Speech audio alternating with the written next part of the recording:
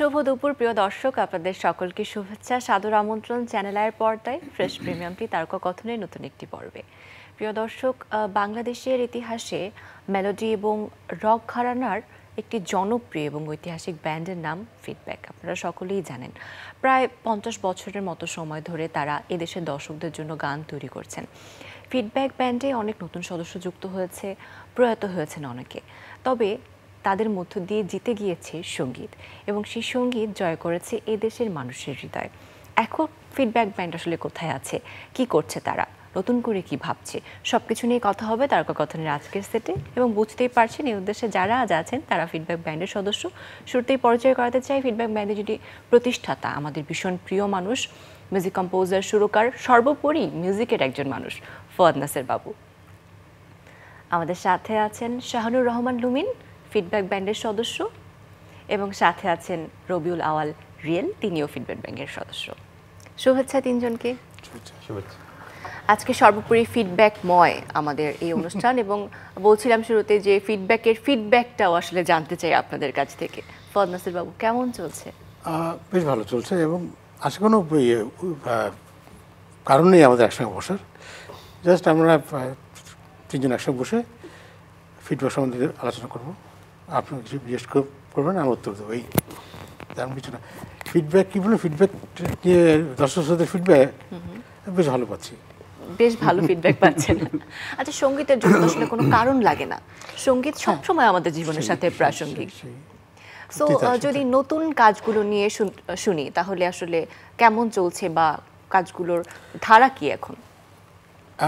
আমরা যখন শুরু করি তখন তো অডিও একটা বাজার ছিল, অডিও ইন্ডাস্ট্রি ছিল। 6 মাস 1 বছর ধরে কিছু গান জমা করে অ্যালবাম রিলিজ করতাম এবং শ্রোতা শুনতো, একটা ফিডব্যাক দিত। তো এই চলটাতে এখন নাই। সত্যি কথা বলতে ফিজিক্যাল সিডি ক্যাসেট তার আজকাল বাজারে নাই। তো অনলাইনে একমাত্র ভরসা আমাদের জন্য। এবং পুরো অ্যালবাম ছাড়ার দরকারও নাই, সিঙ্গেল ছাড়ি, 2 মাসে একটা 3 মাসে একটা করে সিঙ্গেল ছাড়ি, মানুষ শোনে এবং আবার ফিডব্যাক দেয়। এখনো ফিডব্যাক দিচ্ছে, এখনো ফিডব্যাক দিচ্ছে। অ্যাকচুয়ালি বাবু ভাই যে বললো আমরা এই ফিডব্যাক আসলে মিস করে ওই দিনগুলি, যেমন বাবুভাইয়ের কাছেই শোনা।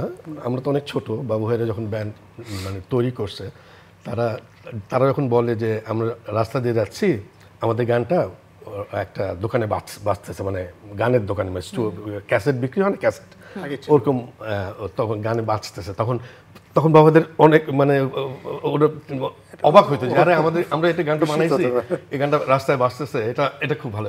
এটা কিন্তু এখন আর মানে ওই ব্যাপারটা আসলে ফিডব্যাক এই ব্যাপারগুলি মিস করে আর কি, এখন মিস করছে। এখন তো হেডফোন কানে দিয়েই মানুষ গান শুনতে বেশি অভ্যস্ত। আগে তো ঈদের সময় ব্যান্ডের গান চলতো, এখানে চলতো পাড়া মহল্লায় গলিতে।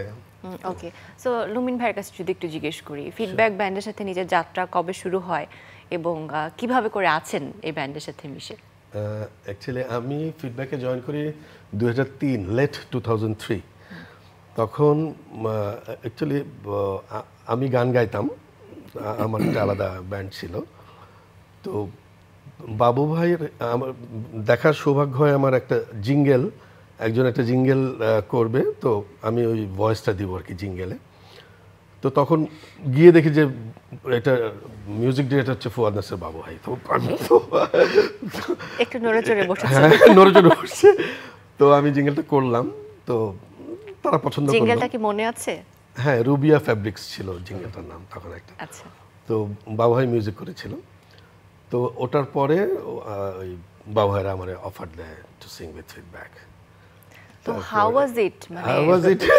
মানে যাকে দেখে একটু নড়েচড়ে বসতে হয় তার কাছ থেকে তারই ব্যান্ডে যুক্ত হওয়ার এই যে একটা আমন্ত্রণ, সেটা কি? It was like a dream actually.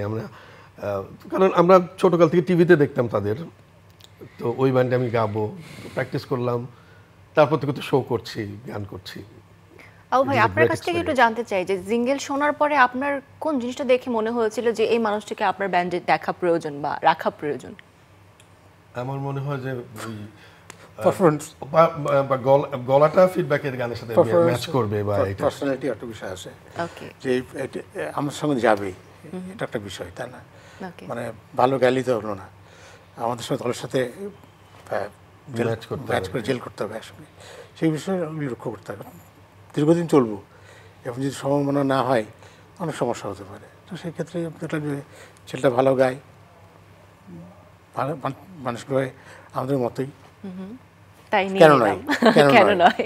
Background থাকতে হবে অবশ্যই। ওকে, সো রবিউল আওয়াল রিয়েল তিনি আমি যতদূর জানি ফিডব্যাক ব্যান্ডের সাথে একদম নতুন যুক্ত হয়েছে, যদিও তার সঙ্গীতের সাথে পথ চলা আরও আসলে আগে থেকে। তবে ফিডব্যাকের সাথে নতুন এই জার্নিটা আসলে নিজের জীবনে কেমন পরিবর্তন এনে দিয়েছে? ও পরিবর্তনের কথাটা বলে এটা আসলে মানে আমি ওভাবে বুঝাতে পারবো না ভাষায়। এটা অবভিয়াসলি মানে ফুয়াদ নাসের বাবু ভাই, দেন লাবু রহমান ভাই, মানে তারা তাদের সাথে দাঁড়িয়ে গাওয়া স্টেজে, আমাদের টন্টি ভাই আছেন, দে আর লাইক লেজেন্ডস, দে আর লেজেন্ডস। সো বেসিকলি তাদের সাথে স্টেজে দাঁড়িয়ে গাওয়াটাই আমার জন্য একটা অনেক বড় পরিবর্তন। তো সেইটা অ্যাকচুয়ালি যদি আমি কোনো মাপকাঠিতে ফেলি, এটা আসলে ফেলা সম্ভব না। এটার অনুভূতি বলেন বা এটার যে অভিজ্ঞতাটা আমি নিচ্ছি তাদের কাছ থেকে, কারণ তাদের সাথে গাওয়া মানে প্রত্যেকটা স্টেপে স্টেপে শিখা। আমার বলতে গেলে ফিডব্যাকের যে 48 ইয়ার্স যে তাদের ব্যান্ড হিস্ট্রি, আমার বয়সও অত হয়নি। We know that. Yeah, exactly, আমার বয়সও অত হয়নি। তো আমার জন্মের আগের ব্যান্ড ফিডব্যাক। তো আমি যখন গান শোনা শুরু করি, তখন আমি দেখতাম আমার বড় ভাইয়ারা ফিডব্যাকের গান শুনতো কন্টিনিউয়াসলি, বাসায় ফিডব্যাকের গান বাজতো, বিভিন্ন গান, ওই গানগুলোই মানে তখন শুনতাম। কখনো তো কল্পনাও করিনি যখন গান গাওয়া শুরু করেছি যে একটা সময় গিয়ে ফিডব্যাক ব্যান্ডের সাথে আমি স্টেজে দাঁড়িয়ে পারফর্ম করবো। এটা কখনো মানে দুঃস্বপ্নে হোক স্বপ্নে হোক কখনো চিন্তাও করিনি। এটাই অনেক বড় পরিবর্তন আমার জন্য এবং I am really glad about it. And আমি আসলে তাদের কাছে, প্রত্যেকের কাছে কৃতজ্ঞ যে এত বড় একটা সুযোগ আমাকে করে দেওয়ার জন্য এবং আমার উপর বিশ্বাস রাখার জন্য। ওয়ান্ডারফুল। আসলে নতুন পুরনো সকলে মিলেই আসলে একটা ব্যান্ডকে এত বছর ধরে এগিয়ে নিয়ে যাচ্ছে। অনেক পরিবর্তনের মধ্যে দিয়ে আমাদের মিউজিক ইন্ডাস্ট্রি এসেছে, তবে ফিডব্যাক ব্যান্ডকে আমরা সবসময় দেখেছি কখনো মেলোডি নিয়ে কাজ করেছে, কখনো পপ নিয়ে কাজ করেছে, রক নিয়ে কাজ করেছে, আবার সমাজ সচেতনমূলক যদি কোনো গান থাকে সেটি করেছে, ভালোবাসা আবার আন্দোলনের ভাষাও ছিল। এই যে ভার্সেটালিটি একটা ব্যান্ড রপ্ত করলো, এর পেছনের আসলে ম্যাজিকটা কি? সচেতনতা যেটা বললেন, একটা মানুষ তো শিল্পী হলেও তার সমাজ সচেতন হতে হবে, তার দর্শন থাকতে হবে। সেগুলি আমি নিশ্চয়ই পিছন থেকে সেগুলি কাজ করেছে। আমাদের যখন একটা গান সৃষ্টি করছি বা গানের কথা লেখা হচ্ছে, এগুলি ভাবনা এসেছে আমাদের আমাদের জীবন, সমাজ, বিভিন্ন এগুলির বাইরে তো আমরা নই। তো সুতরাং আমাদের এই প্রতিফলনটা আমাদের গানের মধ্যে থাকতেই পারে, সেভাবে এসছে। আর ব্যান্ড যেহেতু 5-6 জন মিলে একটা ব্যাপার, তো সবার ইনপুট একটু ডিফারেন্ট হলে গানগুলিও একটু ভার্সেটাইল হয়। আর এই ফাঁকে বলি যে আমাদের লাভ ভাই আসলে থাকতে পারছেন না, উনি দেশের বাইরে, আর একজন রায়হান চিটাগাংয়ে, আর বাকি দুজন সদস্য জায়গা হতো না, এই জন্য নেই। আচ্ছা, সকলকে নিয়ে বসার জন্য আমরা একটা বড় সেটের ব্যবস্থা করব যাতে সবাই মিলে একসাথে মিস করছি সবাইকে। ওকে, ফাইন। সো এই যে পরিবর্তিত ধারার একটা কথা বলছিলাম, আবার প্ল্যাটফর্ম চেঞ্জের কারণে আসলে ফিডব্যাক ব্যান্ডকে আসলে কি কি চ্যালেঞ্জের সম্মুখীন হতে হয়েছে, বা কোনো স্ট্র্যাটেজিক কোনো পরিবর্তন আসলে আপনারা করেছেন কিনা বর্তমান দর্শকদের মনোযোগ ক্যাচ করার জন্য? আসলে প্রতিটি দলেরই একটা নিজস্ব গানের স্টাইল, ক্যারেক্টার থাকে, সেখানে আমার মনে হয় সেখান থেকে বেরিয়ে আসা উচিত না। এটা ধরুন আমরা যখন প্রথম রেকর্ডিং করি 80-র দশকে, তখন আমরা তরুণ ছিলাম, মানে ওরা তরুণ, আমি তরুণ নই। তো সুতরাং তরুণদের ভাষা বুঝিয়ে আমরা সেভাবে গানগুলি করতাম। আজকে যে তরুণরা রয়েছে ঠিক তাদের মতো করছি না, আমাদেরটা করছি, তারা গ্রহণ করছে। প্রত্যেকটা ব্যান্ডে একটা নিজস্ব সাউন্ড থাকে, সেটাই মেনটেন করার চেষ্টা করি। ওটা আমরা মেনটেন করি আর মানে ঠিক সময়ের এই ধরে গান বাজা করা হয় না। আমাদের যে সঙ্গীতের যে ধারা, আমরা সেটাই রক্ষা করে চলছি। আজকে যেমন আজকে সেটে বসে আপনাদের মেম্বারদের কথা স্মরণ করছেন, আর ব্যান্ডের সাথে তো শুধুমাত্র প্রেজেন্ট যে মেম্বার আছে তারা নয়, যারা প্রিভিয়াসলি ছিল তারা। দীর্ঘ 48 বছরে অনেক সদস্য পেয়েছি আমাদের সঙ্গে এসেছিলেন। যে প্রথম লাইনে যারা ছিলেন আমার সঙ্গে, আমি তো প্রতিষ্ঠাতায় সদস্য হিসাবে, তারা প্রায় অনেকে দেশে বাইরে চলে গেছেন সে সময়। তো যার জন্য এই পরিবর্তনটা ঘটতে থাকে আর কি। কেউ বা ক্যারিয়ার ফোকাস করে, এটা বোঝেন আমাদের দেশে ক্যারিয়ার ফোকাস করার জন্য মিউজিক করতে পারে না। তো সেরকম পরিবর্তন এসছে আর কি। আচ্ছা, এই বিষয়টা নিয়ে আসলে রিয়েলের কাছে পরে শুনবো, তবে যেহেতু অনেক গানের আলাপ হচ্ছে, ফিডব্যাক ব্যান্ডের অনেক গানের কথাও মনে পড়ে যাচ্ছে। আমাদের চ্যানেলে আর্কাইভে অনেক গান সংরক্ষিত আছে, তার মধ্যে থেকে একটি গান আমরা শুনতে চাই ফিডব্যাক ব্যান্ডের। চলুন প্রিয় দর্শক। 우르르 몽자 마야비의 감자 좋게 좋게 짜왔대 좋게 좋게 짜왔대 하루 같이 빠왔대 어파로니 바르라게 딘자 우르르 몽자 마야비의 감자 좋게 좋게 짜왔대 좋게 좋게 짜왔대 하루 같이 빠왔대 অকারণে ভালো লাগে দিনটা।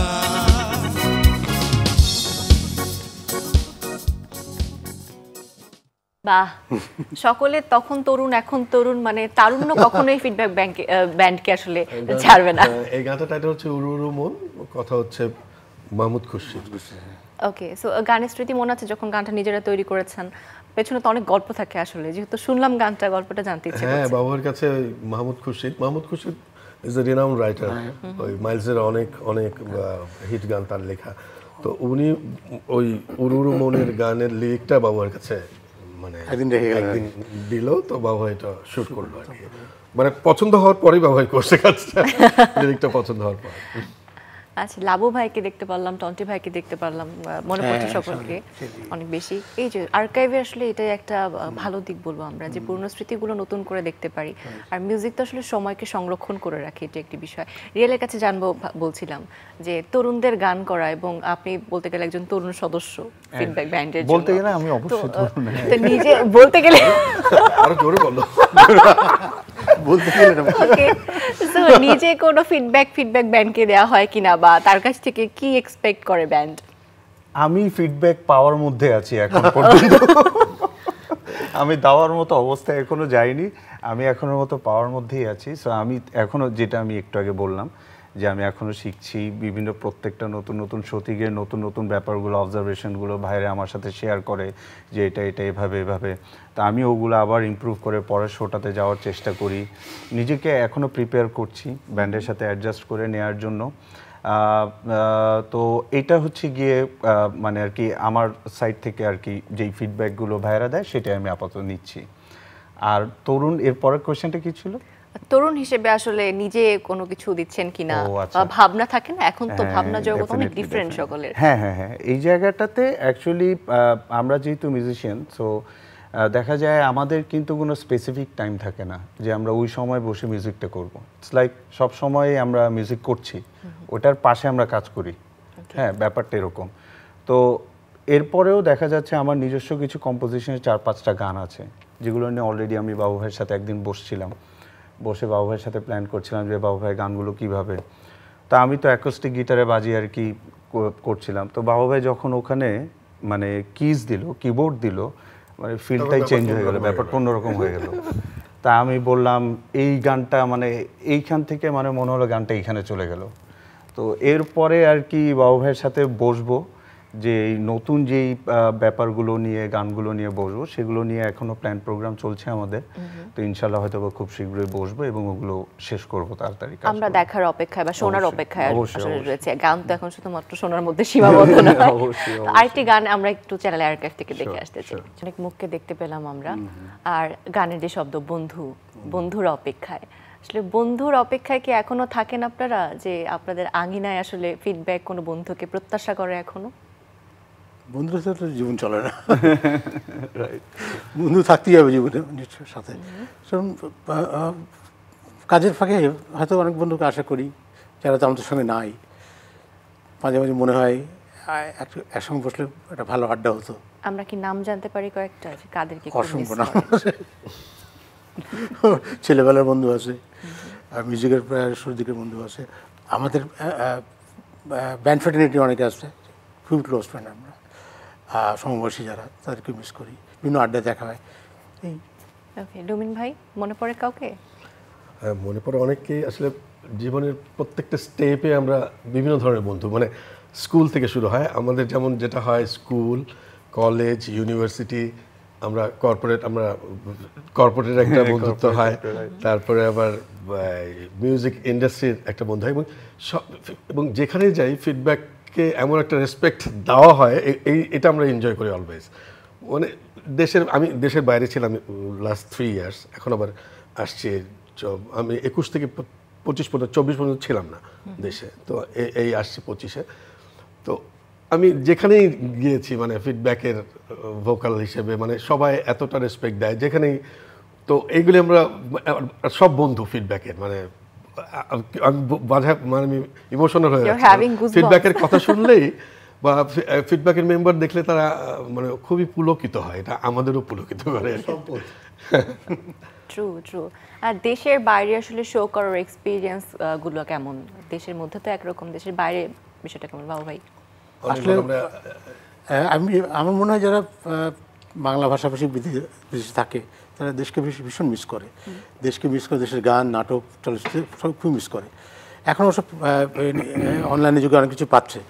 তো আমরা যখন গান করি ওরা তখন রিলেট করে সেই সময়টাকে। ধরেন 80 দশকে যারা স্কুলে পড়তো, কলেজে পড়তো, আমাদের গান শুনতো, দেশের বাইরে চলে গেছে, খুব ইমোশনাল হয়ে যায় ব্যাপারটা। এখন তো তারা কলেজ পড়ুয়ানি, তারা পরিণত, সেই স্মৃতিগুলি তারা স্মরণ করে এবং আমাদের গানগুলি শোনে। এই কথাটা কমন যে আপনাদের ছোটকাল থেকে আপনাদের গান শুনছে। আমাদের বলতে উদ্ভট বিষয় বলে যে এই গানটা শুনে আমি প্রেম করেছি, কারো বিয়ে হয়েছে, তো এগুলি খুব মজা লাগে। মানে এগুলি প্রাপ্তি মনে করি আমি, জীবনে খুব বড় প্রাপ্তি যে আমরা একটা গান তৈরি করলাম, সে গান একজনের জীবনে বিভিন্ন রকম কাজে লাগলো। আচ্ছা, ফিডব্যাক আর 1-2 বছর পরে আসলে 50 বছরে পদার্পণ করবে, একটা বিগ মাইলস্টোন আসলে একটা ব্যান্ডের জন্য, এতগুলো বছর ধরে সঙ্গীতের চর্চাটা চালিয়ে যাওয়া। সো কোনো স্পেশাল প্ল্যান আছে এই বিশেষ? এখন তো শুরু করেছি, প্ল্যান করছি কিভাবে 50 বছর পূর্তিটা করবো। আমাদের 40 বছর পূর্তিটা ভালো হয়েছে ঢাকায়। আচ্ছা, তখনকার কিছু স্মৃতি কেমন ছিল সেই উদযাপনটা? ওইখানেও সেই নস্টালজিক বিষয়গুলি কাজ করেছে। যারা বিদেশে ছিল তারা কয়েকজন সবাই জয়েন করেছে সেই শোতে। আগের যারা সদস্য ছিল ঢাকায়, যারা অন্যান্য চাকরি বাকরি করে, তারাও এসছে। এবং দর্শক শ্রোতা তো অবশ্য বিভিন্ন বয়সের, 40+, 50+ এরকম লোক যারা ছিল তারাও এসছে। এবং 4টা ব্যান্ড আমাদের গান করেছে আর কি। মাইলস, জলছুট আর সেলার ওয়াশপেস আমাদের গানগুলি পারফর্ম করেছে। তো আমরা এরকমই হয়তো 50 বছরে যদি সুযোগ পাই, যদি বেঁচে থাকি, তাহলে হয়তো করবো এরকম অনুষ্ঠান, এবং দেশে বাইরেও করবো, এই ভাবনাটা রয়েছে। ওকে, আগে যেমন আমরা কথা বলছিলাম যে আগে তো সিডিতে, ক্যাসেটে গান প্লে হতো পাড়ার গলিতে কিংবা অডিও ভিডিও বিভিন্ন দোকানে। এখন তো ডিজিটাল প্ল্যাটফর্মগুলোতে গান ট্রান্সফর্ম হয়ে গিয়েছে, স্পটিফাই রয়েছে, ইউটিউব রয়েছে। সেই পরিবর্তনের ধারায় আসলে মিউজিককে আসলে সর্বজন স্বীকৃত করতে আসলে ফিডব্যাক ব্যান্ডের ভাবনাটা কি? আমরা কিন্তু মানে জাতি হিসেবে খুব গান শুনি আমরা সবাই, সুতরাং সেই ক্ষেত্রে আমাদের গানগুলি প্রচারে খুব সহজ হয়েছে, যেহেতু মানুষ গান ভালোবাসে। এবং আমরা চেষ্টা করছি আরও নতুন নতুন গান দিতে মানুষকে। ওকে, সো ইউটিউবে নিজেদের পুরাতন গানগুলো তো এখন খুব অ্যাভেইলেবল, সকলে দেখতে পারে। সো নিজেরা যখন দেখেন ওই প্রোডাকশনগুলো তখন কেমন লাগে? খুব ভালো লাগে। আমরা কিছু কিছু গানের সমস্যা হচ্ছে যে আমরা যেগুলি গান যে সময় করেছি ভিডিওগ্রাফিটা তেমন ছিল না, যার জন্য ওই গানগুলি সবগুলি গানের ভিডিও অ্যাভেলেবেল না। অধুনা যেগুলি করেছি সেগুলি হয়তো ভিডিও অ্যাভেলেবেল, কিন্তু অনেক ভালো ভালো গান আছে পুরোনো যেগুলি হয়তো আমার মনে হয় যে নতুন করে ভিডিও করে আবার ইউটিউবে পোস্ট করা দরকার। মানে ভাবছেন দরকার, কিন্তু এটা নিয়ে কাজ কি করবেন? একটা দুটো করছি, কয়েকটা করেছি, কয়টা করা হয়েছে? 80-85 সালের গানগুলি, সেগুলি গান নতুন করে ভিডিও করে তাতে নতুনভাবে উপস্থাপন করে ওই 80 যারা স্কুল পড়ুয়া তারা স্মরণ করতে পারবে। ওকে, সো ফিডব্যাকে কি নিজস্ব কোনো ইউটিউব চ্যানেল আছে অফিসিয়াল? একটা আছে, আমরা আসলে খুব পিছিয়ে আছি এগুলি নিয়ে, এটা আমি শেয়ার করতে বাধ্য হচ্ছি। আমরা খুব একটা মনোযোগী হইনি।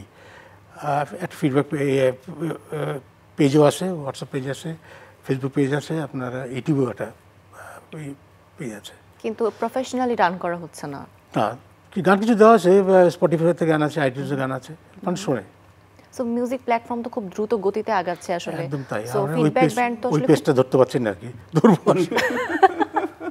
ধরতে পারছেন না বলে কি কোনো নিজের কাছে কোনো অনুতপ্ততা আছে? এটা আমাদের সব যাদের কোনো একটা দড়ি ধরাটার সব আমাদের নেই, দড়ি ধরার স্বভাব নেই। দড়ি ধরা সব নেই, চলছে জীবন, এভাবে চলুক। ওকে, সো ফিডব্যাক ব্যান্ডের যারা মেম্বার আছেন এক্সিস্টিং বা ছিল, যে বিভিন্ন বয়সের দেখি আমরা, তাই না? যে কারো বয়সের সাথে খুব মানে এমন না যে সবাই সমমনা বা এই জন্যই তরুণদের মুখাপেক্ষি আমরা, মুখাপেক্ষি হচ্ছে। ওরা আমাদের এগিয়ে নিয়ে যাবে। So the bond, the friendship you share, আসলে ভিন্ন বয়সের হয়েও এই বন্ডিংটা তৈরি করা আসলে কিভাবে সম্ভব এটা হয়? ব্যবহারের জন্যই সম্ভব। মিউজিক, প্রথম সূত্রটা মিউজিক, মিউজিক্যাল বন্ডেজটা হতো না। ধরেন আমার সাথে রাস্তায় দেখা হলে আসসালামু আলাইকুম হবে, হ্যাঁ ভালো আছে, ভালো আছে, এর কোনো সম্পর্ক তো। তো মিউজিকটা আমাকে এক মঞ্চে নিয়ে এসছে, এক প্ল্যাটফর্মে চলে এসছে। মিউজিকের ভাষায় আমরা এক বয়সে আমরা এক বয়সে হয়েছি। এইখানে আমি বাবু ভাইয়ের সাথে একটু বলি যে আমার একটা অভিজ্ঞতা শেয়ার করি। সেটা হচ্ছে যে আমার মনে আছে ওই দিনে আমি বলছিলাম একটা জায়গায় যে একটা probably that was my first or second show with feedback. তো অবভিয়াসলি আমি তো তখন আরও ইয়াং, তো এত বাচ্চা একটা ছেলে, তা আমি ফিডব্যাকের সাথে গান গাচ্ছি। তো আমি গানটা শুরু করলাম, শুরু করার পর আমি বাম দিকে তাকালাম। প্রবাবলি দ্যাট সং ওয়াজ মানে কোনো একটা ইংলিশ কোনো একটা গান ছিল আর কি। তাকালাম বাম সাইডে তাকায় দেখলাম যে বাবা ভাই কিবোর্ড বাজাতে বাজাতে সাই করে 360 ডিগ্রি একটা ঘুরে এসে আবার কিবোর্ডে এসে একদম অন স্পট। আমি দেখে, এখন আপনি বারবার বলছেন যে বয়সের পার্থক্য বোঝাচ্ছেন, এখানে কোনো বয়সের পার্থক্য নাই। বাবু ভাই যখন on stage he is the মানে just like as good as me, একদম বয়স কমে যায় তখন we are like at same stage সবাই। এখন পর্যন্ত আপনাদের সবথেকে স্মরণীয় কাজ কোনটা বলে মনে হয় বাবু ভাই, যে এখনো আপনি ওই গানের নিয়ে এখনো নস্টালজিক হয়ে যান? ম্যানেজারি, এটা কোনো সন্দেহ নাই। কারণ ম্যানেজার একটা গান যেটা আমাদের উৎসব সঙ্গীত বলে খুব বেশি নাই, মানে উৎসবের গান বলি যেটা, তো এটা একটা তো বাঙালি উৎসবের সাথে জড়িয়ে গেছে পয়লা বৈশাখ। এবং এমন কোনো অনুষ্ঠান হয় না যেখানে ম্যানেজার সেটা পয়লা বৈশাখ উদযাপন হচ্ছে না, সম্ভবই না। সুতরাং এটা আমি মনে করি একটা বড় প্রাপ্তি এবং আমাদের একটা কাজের একটা সাফল্য।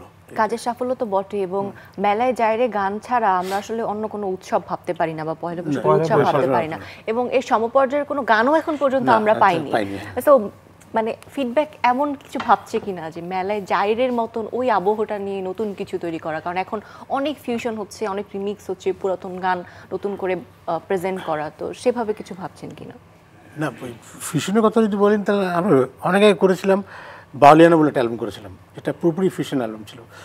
এমনকি কুষ্টিয়া থেকে সাধুদের নিয়ে এসে আমাদের সাথে একসঙ্গে রেকর্ড করেছিলাম, বাউলদের নিয়ে এসে ওনাদের সাথে এক লাইন উনি গাচ্ছেন, এক লাইন মাকসুদ গাচ্ছে, এভাবে আমরা রেকর্ড করেছিলাম। তো ওটা এমন একটা সময়ের আগে ছিল বলে তেমন প্রচার পাইনি। কাজটা যদি এখন করতাম আমার মনে হয় অনেক জনপ্রিয় হতো। কিন্তু পুরাতন কাজগুলো কিন্তু নতুন করে মানে হুট করে দেখে আমরা খুব হিট হয়ে যাচ্ছে, যে অনেক বছর আগের করা কিছু কাজ এখন সোশ্যাল মিডিয়া বলি বা ইউটিউব প্ল্যাটফর্মের বদৌলতে নতুন করে আবার মানুষজন রিলস বানাচ্ছে, ওভাবে করে আছে। তো নতুন করে ওই গানগুলোকে প্রেজেন্ট করার কথা ভাবছেন কিনা? একটা গান সে সময় খুব বিক্রি হয়েছিল, মন আমার দেহগিরি বলে, আব্দুর রহমান বয়তি এবং তার দল এবং আমরা ফিডব্যাক একসঙ্গে গানটা রেকর্ড করেছিলাম, ভিডিও করেছিলাম বিটিভিতে একটা, এবং একটা ক্যাসেটও বের করেছিলাম, একটা গানের ক্যাসেট, একটা ক্যাসেট একটা গান সারা ক্যাসেট জুড়ে লুপ করে দিয়েছিল একটা গান, এবং প্রচুর বিক্রি হয়েছিল। একটা গানই বাজছে, মানুষ শুনছে। তো এটাও একটা সাফল্যের একটা ইয়ে মনে করি যে মানুষ 12টা গান কিনতে গিয়ে একটা ক্যাসেট কিনে, একটা গানে একটা ক্যাসেট কিনলো, এবং একই দাম দিয়ে কিনেছে। তো অবশ্যই একটা বড় অর্জন আমাদের জন্য। দাম দিয়ে কেনার ব্যাপারটা যেখানে বললেন যে আগে মানুষ মিউজিক শুনতে আসলে পয়সা খরচ করতো, এই টেন্ডেন্সিটা আগে মানুষের ছিল, তো এখন মিউজিক ফ্রি, কেউ আসলে অনেকে স্পটিফাই যদি সাবস্ক্রিপশন করে টাকা দিয়ে মিউজিক শুনতে বলা হয় সে তেমন একটা আগ্রহ পায় না, তো সেক্ষেত্রে কি মনে হয় যে মিউজিক ইন্ডাস্ট্রির জন্য এটা আসলে কতটুকু ক্ষতিকর হতে পারে? এটা নিয়ে অনেকে ভাবছে, বিদেশেও ভাবছে, আমরাও ভাবছি যে কি করে শিল্পীদের সার্থক করা যায় এবং যারা ক্রিয়েটিভ আর্টিস্ট যারা আছে, এই যে সৃজনশীল কাজ যারা জড়িত তাদেরকে তো খেয়ে পরে বাঁচতে হয়। তো সুতরাং কীভাবে এই কাজগুলো করা যায়, তো হচ্ছে অনলাইনে কিছু রেভিনিউ জেনারেট করে যেটা শিল্পীরা পায়। সেটা কি ইনাফ? সেটা না, মানে আগে যেরকম হতো সেরকম না। তারপরেও লাইভ কনসার্ট আছে এবং বিদেশি শিল্পীর পাশ্চাত্য দেশেও লাইভ একটা বড় সোর্স হতে রেভিনিউ। লাইভ সামারে যারা ট্যুর করতে বেরোয় সব ব্যান্ডগুলি একটা বড় অঙ্কের টাকা ওখান থেকে আসে, যার জন্য ওদের সমস্যা হয়। কিন্তু আমাদের সেই সুযোগটা এখন হচ্ছে না, হয়তো ভবিষ্যতে আমরা এইগুলো করতে পারবো। নবীন ভাই কিছু যোগ করবেন এক্ষেত্রে? অ্যাকচুয়ালি এখন যে ডিজিটাল প্ল্যাটফর্মে মনিটারি ব্যাপার একটা আছে যেটা যেটা হেল্প করে। এখন আর্টিস্টরা করছে কি নিজেরা অন্য কোনো প্রোডাকশনে গান না দিয়ে নিজের চ্যানেল বিল্ড আপ করছে। এতে হচ্ছে কি তারা কিন্তু ওখান থেকে একটা একটা কিছু আর্ন করছে যেটা ইন ফিউচার আরও বাড়বে। হ্যাঁ, তো আর্টিস্ট এটা বুঝে গেছে যে আমাদের গান আমাদের নিজেরই দক্ষ করতে হবে আর কি। তো ইটস গুড, এটা বিল্ড আপ হচ্ছে এবং হয়ে যাচ্ছে। ইন ফিউচারে এটা আরও বাড়বে। আপনার তো নিজস্ব চ্যানেল রয়েছে, সেখানে নিজস্ব মানে নিজের জন্য গান করছেন বা নিজস্ব কিছু রিলিজ আছে, সেই গানগুলোর কথা মনে পড়ছে, সেই গানগুলোর গল্প শুনতে চাই। একটা গান আমাদের কাছে আছে এই মুহূর্তে, একটু শুনতে চাই। চলুন প্রিয় দর্শক। ফিডব্যাক। কত জ্বালা পুষে রাখা যায়, তোমার লাগি বন্ধু রব কত অপেক্ষায়। এই মনে কত জ্বালা পুষে রাখা যায়, তোমার লাগি বন্ধু রব কত অপেক্ষায়।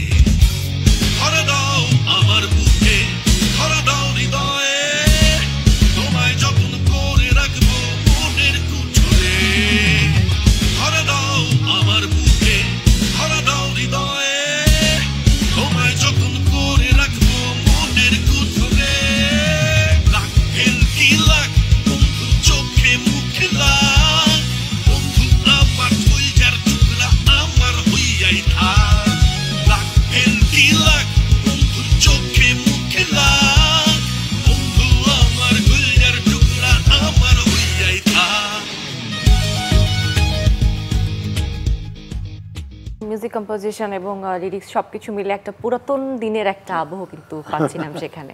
আপনি কিন্তু লেভেলের কথা বলছিলেন, সেখান থেকে এখন এই যে নিজস্ব চ্যানেল তৈরি হচ্ছে সবার আর্টিস্টদের ভিন্ন ভিন্ন, সেই ক্ষেত্রে আসলে ব্যান্ড হিসেবে কাজ করতে সকলের যে এক হওয়ার যে চিন্তা বা একটি জায়গার জন্য এতগুলো মানুষের কন্ট্রিবিউশন, সেখানে কি মনে হয় যে ব্যান্ড ক্ষতিগ্রস্ত হচ্ছে? না, ব্যান্ড কখনোই ক্ষতিগ্রস্ত হবে না। ব্যান্ড এমন একটা ব্যাপার, সবার ইনপুট থাকে এবং ব্যান্ডে কাজ করার মজাটাই আলাদা আর কি। সোলো ব্যাপারটা টোটাল আলাদা, ওখানে আসলে তেমন কোনো ক্রিয়েটিভিটির নাই, মানে সুযোগ নাই। আমি আমি আমি আমি শুধু সিঙ্গার, হ্যাঁ, আমি কিন্তু কম্পোজার না। আর ব্যান্ডে হচ্ছে সবার একটা ইনপুট থাকে, সো আমি মনে করি ব্যান্ড কখনোই ক্ষতিগ্রস্ত হবে না। Band is good. Okay, band will always survive. আর বাংলাদেশের ব্যান্ডের কথা যদি বলি, যে মিউজিক যদি পুরো বিশ্বব্যাপী বাংলাদেশের মিউজিকে কেউ চিনে থাকে, ব্যান্ডের জনপ্রিয়তা সব থেকে বেশি। বাংলাদেশের ব্যান্ডের মতো সমৃদ্ধ বা সমৃদ্ধ আসলে কোনো কিছুই নেই। বাবু ভাই, আপনার কাছে একটু শুনতে চাইবো যে মিউজিকের যে আমরা বলছিলাম যে কপিরাইটের ব্যাপারটা বা পরিবর্তিত প্ল্যাটফর্মে, এখন তো কিছুদিন আগেও পাইরেসির প্রবলেম অনেক বেশি ছিল মিউজিকে, বা রাইটস নিয়ে অনেক কনসার্ন ছিল না, বাট এখন মনে হয় শিল্পীরা একটু রাইটস নিয়ে ভাবছে বা সেটা নিয়ে ফাইট করছে। কি বলবেন? এখন না, বেশ আগে থেকেই ভাবছে শিল্পীরা, সেই সুবাদে তারা সংগঠন তৈরি করেছে এবং আমরা একটা করেছি বিএলসি ফেসবুক বলে একটা সরকারি সংস্থা একটা লাইসেন্সপ্রাপ্ত সংস্থা। এটা দিয়ে আমরা শিল্পীদের স্বার্থ রক্ষার জন্য ডাটাবেস তৈরি করছি, যাতে পৃথিবী যেখানে গানটা বাজুক শিল্পী যেন পেয়ে যায়। এবং আন্তর্জাতিক যে ওয়াইপো বলে, সিস্যাক বলে, তাদের সাথে আমরা কাজ করছি। সারা বিশ্বে যেভাবে শিল্পী স্বার্থ রক্ষা হয়, ঠিক একইভাবে আমাদের শিল্পীদের স্বার্থ রক্ষা হবে, সেই উদ্দেশ্যে আমরা কাজ করে যাচ্ছি। হয়তো আলোর মুখ দেখবে শীঘ্রই। নিশ্চয়ই আমরাও সেই প্রত্যাশা আসলে করি। Last but not the least, যদি ফিডব্যাক ব্যান্ড আসলে আগামী দিনগুলোর জন্য গানের কথা ভাবছে প্রতিনিয়ত, বাট আসলে কী নিয়ে বেশি কনসার্ন তারা এখন, ব্যান্ড আসলে কোন দিকটা ঘিরে কাজ করতে চায় সব থেকে বেশি? কোনো বিশেষ বিষয় কি আছে কি? না, আমাদের কি আমরা যেটা সবচেয়ে বেশি এনজয় করি সেটা হচ্ছে স্টেজ পারফরমেন্স। তো এটা আমাদের চলছে এবং চলতে থাকবে। এর মধ্যে নতুন গান আমরা কিছু করব। নতুন গান দুই তিনটা তো আছে, সময় একটা টাইটেল, তারপরে পাগলামি, বাবু ভাইয়ের সুরে সব। তো এগুলি আমাদের আসবে, এবং কিন্তু আমরা স্টেজ পারফরমেন্স খুব এনজয় করি এবং এটা আমরা করে যাচ্ছি। আচ্ছা, রিসেন্টলি স্টেজে আমরা আসলে কবে দেখতে পাবো আর আগামীতে কোনো প্ল্যান আছে? আমরা তো এই বৈশাখের থেকে শুরু করছি শো করছি এবং নতুন গানগুলি একটা দুটো করে শোতে করি যাতে মানুষের ফিডব্যাক বোঝার জন্য। আচ্ছা, সো ফিডব্যাকটাও ভালো হচ্ছে। হচ্ছে। ওকে, সো ফিডব্যাকের থেকে আমরা এরকম গান অনেক অনেক দেখতে চাই এবং আমরা আমাদের ফিডব্যাকটুকু আপনাদের কাছে পৌঁছে দিতে চাই তারকা কথনের এই আয়োজনের মধ্য দিয়ে। অবশ্যই অনেক অনেক ধন্যবাদ আপনাদেরকে, চ্যানেলকে ধন্যবাদ আমাদের ডেকে এই আড্ডায় বসানো এবং কথা বলতে। আমরা গর্বিত আসলে এই গল্পগুলোর একটি অংশ হতে পেরে। আগামীতে আবারও দেখা হবে নতুন কোনো গানের গল্পে। সকলে ভালো থাকবেন, অনেক অনেক শুভকামনা আপনাদের সকলের জন্য। Thank you. প্রিয় দর্শক, আশা করি আজকের এই আড্ডা, আজকের এই কথোপকথন আপনাদের ভালো লেগেছে। যারা ফিডব্যাক ব্যান্ডকে ভালোবাসেন তারা নিশ্চয়ই পুরনো দিনের ওই গানগুলোতে ওই আবহে হারিয়ে গিয়েছেন। পুরনো দিন নয়, নতুন কেউ আঁকড়ে ধরে আমরা সঙ্গীত নিয়ে বাঁচতে চাই এবং সঙ্গীতকে বাঁচিয়ে রাখতে চাই এবং বিশ্ব ভাণ্ডারে সঙ্গীতকে পরিচয় করিয়ে দিতে চাই এই যে ব্যান্ডগুলোর মধ্য দিয়ে, সঙ্গীতের মধ্য দিয়ে, আমাদের সংস্কৃতির মধ্য দিয়ে। সকলের সাথে থাকবেন, বাংলা সঙ্গীতকে বাঁচিয়ে রাখবেন, সেই প্রত্যাশায় বিদায় নিচ্ছি।